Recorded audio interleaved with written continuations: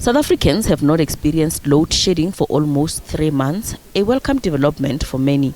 SAPVIA says the main driver for demand of alternative energy solutions over the past year and a half has been load shedding. Customers in the segment are usually high-income households looking to protect themselves from the inconvenience of power cuts. SAPVIA says there has been a notable decrease in demand for such solutions this year due to the constant electricity supply. They say this coincided with the usual increase in demand of solar energy solutions in the winter months as power demand increases, but this has not been the case this year.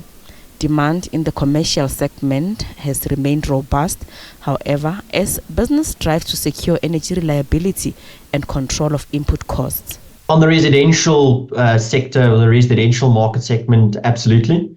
The rate of installations has decreased significantly compared to the same period last year when we were experiencing an average of stage 3, stage 4 load shedding at this time of year.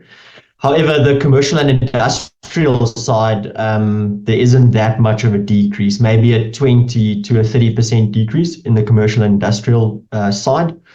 But we see the residential market segment, like I mentioned, the frequency and intensity of load shedding really is the biggest driver in the residential side. And I think what forces people to put solar on their roof and batteries in a garage is that they just reach a point where they can't stand load shedding anymore. Kanyisa projects LED and solar energy. A solar energy solutions installer says the commercial segment of the market has been robust. I'll say this time without load shedding, people are busy trying to get themselves to the solar space. The commercial guys are still busy because it's a song we've sang before. What happened when was the rugby? There was no load shedding. And what happens is another incident, my memory doesn't serve me correctly.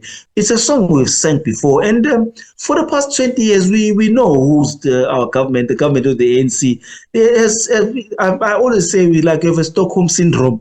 We don't want to agree on what we see. They've proven to us over and over and over again. I had a conversation some time ago with one of the radio stations. I did tell them that load shedding is coming back. It's just that I didn't know that they're going to call it load reduction now. But to tell you the truth, load reduction and load shedding are actually the same thing.